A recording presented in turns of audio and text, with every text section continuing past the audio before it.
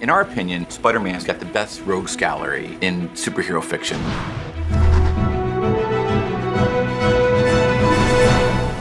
When we look at reimagining a Spider-Man villain, we look again what's classic about the original design, and also how do we tie it into our narrative.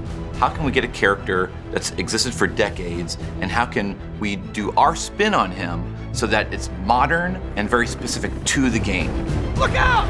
Electro's probably one of my favorite villain designs. And it was one of those things that I looked at his design, I'm like, the green and the yellow are iconic, so we should definitely keep that. In our Electro's origin, what if his face got scarred? But they're not just randomly all over the place. They're actually in the shape of the starfish mask.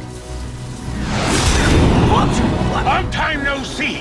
Vulture was one of those that we knew we wanted because he could fly, and that presents a really fun challenge for the player. What I really love about Vulture is that classic green that he has, but also modernizing his suit. So we actually gave him a flight mask, and if you look at it really carefully, it's shaped like a vulture's beak. Rhino is the one-man wrecking machine. Pure strength, pure anger, just wants to get out of that suit by any means necessary. Within the Sinister Six, he is the strongest, the biggest, and not the smartest. What Scorpion does for Spider-Man is he challenges him not only in his speed, but also his traversal. But what makes him most interesting is that big, huge, long tail.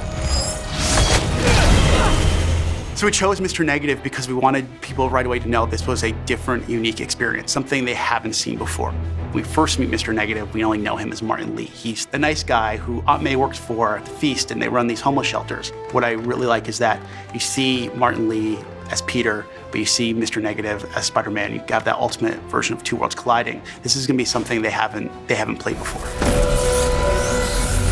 So you have this mix of threats. Mr. Negative, he is truly the dark side of himself and of everyone.